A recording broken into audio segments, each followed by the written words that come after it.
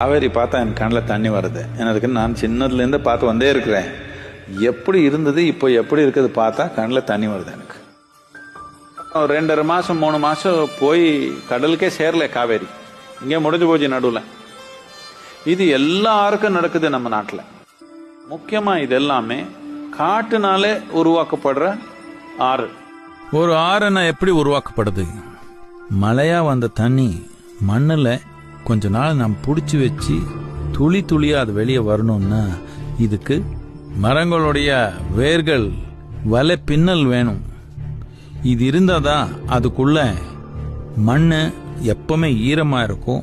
ஈரமா இருக்குதுன்னா அதுல தண்ணி இருக்குது.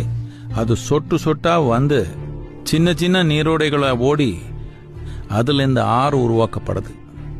ஒரு பெரிய ஆறு ஓடுதுன்னா இதுக்கு 2 பக்கம் ஒரு கிலோமீட்டர் நிழல்ல இருக்கணும் மண்ணு. இப்போ நாம் ஆறு உபயோகப்படுத்துறது எப்படி மட்டும் தான் பார்த்து போயிருக்கிறோம். நாம் டேம் கட்டிக்கிறது எப்படி, நாம் என்ன தண்ணி எடுக்கிறது எப்படி, இதான் பார்க்குறோம். அது தேவை இருக்குது. ஆனால் முதல்ல ஆறு ஆரோக்கியமா நல்லா வளமா வச்சுட்டு அதுக்கப்புறம் எடுத்துக்கணும் தானே.